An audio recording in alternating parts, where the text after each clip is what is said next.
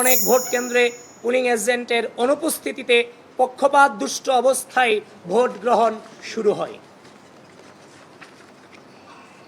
7,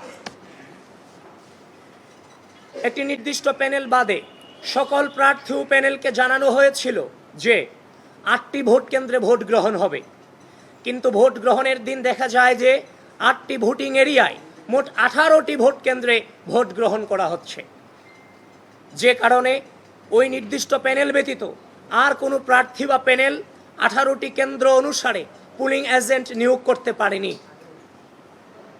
8, ডাকসু হল সংসদ নির্বাচনে কোন প্রক্রিয়া অনুসরণ করে পুলিং অফিসার নিয়োগ দেওয়া হয়েছে সে বিষয়ে অস্পষ্টতা রয়েছে। চিফ রিটার্নিং অফিসার কর্তৃক পুলিং অফিসার নিয়োগ করার কথা থাকলেও তাদেরকে ঢাকা বিশ্ববিদ্যালয় প্রশাসন কর্তৃক নিয়োগ দেওয়া হয়েছে বলে তিনি জানিয়েছেন। নির্বাচনী আচরণবিধি সম্পর্কে ন্যূনতম ধারণা না থাকায় অধিকাংশ পুলিং অফিসার নির্বাচনী আচরণবিধি সম্পর্কে সাংবাদিকদেরকে ভুল তথ্য দিয়ে প্রার্থীদের বিরুদ্ধে আচরণবিধি লঙ্ঘনের ভুয়া অভিযোগ তুলে নির্বাচনকে প্রভাবিত করেছেন, যার ভুক্তভোগী আমি নিজে, সেটা আপনারা অবশ্যই জানেন। আমি যখন টিচার্স ক্লাবে সকালে যখন প্রবেশ করি, রিটার্নিং অফিসার যিনি সেখানে ছিলেন তার অনুমতিক্রমে এবং তিনি দায়িত্ব নিয়ে আমাকে সেখানে প্রবেশ করিয়েছেন এবং বিভিন্ন বুথগুলো আমাকে দেখিয়েছেন। কিন্তু দুঃখজনক হলেও কিছুক্ষণ পরেই আমি শুনতে পাই যে বিভিন্ন পত্রিকাতে ছয়লাভ হয়ে গেছে যে ছাত্রদলের মনোনীত ভিপি প্রার্থী তিনি আচরণবিধি লঙ্ঘন করে ভোট কেন্দ্রে প্রবেশ করেছেন। আপনাদের মেইন স্ট্রিম মিডিয়াগুলোকে পর্যন্ত বিভ্রান্ত করতে বাধ্য করেছে।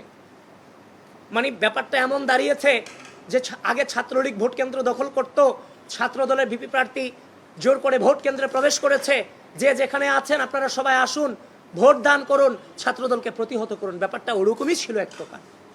এই যে নেগেটিভ ইম্প্যাক্ট আমাদের উপরে পড়েছে নির্বাচন চলাকালীন সময়, এবং কি যেখানে গঠনতন্ত্রের স্পষ্ট উল্লেখ আছে আমাদের সেখানে যাওয়ার ভিপি জিএস এজিএসদের সেখানে প্রদর্শনী করার অধিকার আছে, এই যে আমাদের উপর যে অন্যায় হয়েছে এর বিচার কি হওয়া উচিত, এর দায়ভার কে নেবে?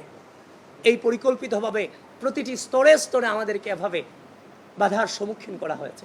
শুধু এটা নয়, এই পুলিং অফিসাররা ভোট কেন্দ্রের সামনে 41 জন প্রার্থীকে ভোট দেওয়া তো এটা সহজ কোনো ব্যাপার নয়।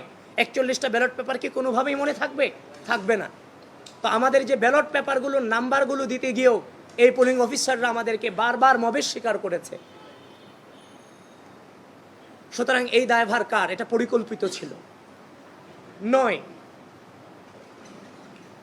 নিরাপত্তা ও ভোট সংশ্লিষ্ট দায়িত্বে থাকা কতিপয় অতি উৎসাহী বিএনসিসি, রোভার স্কাউট ও গার্লস গাইড সদস্যের ভূমিকা ইতিমধ্যেই প্রশ্নবিদ্ধ হয়েছে। নির্বাচনের দিন ক্যাম্পাসের প্রবেশ মুখে নিরাপত্তার দায়িত্বরত কতিপয় বিএনসিসি, রোভার স্কাউট ও গার্লস গাইড সদস্যের সহায়তায় একটি নির্দিষ্ট গোষ্ঠীকে ক্যাম্পাসে অবাধে প্রবেশের সুযোগ দেওয়া হয়েছে বলে শিক্ষার্থীদের পক্ষ থেকে একাধিক অভিযোগ এসেছে এবং একাধিক বহিরাগত শিবির কর্মীকে শিক্ষার্থীরা হাতে নাতে ধরে প্রক্টর অফিসে সুপর্দ করেছিল।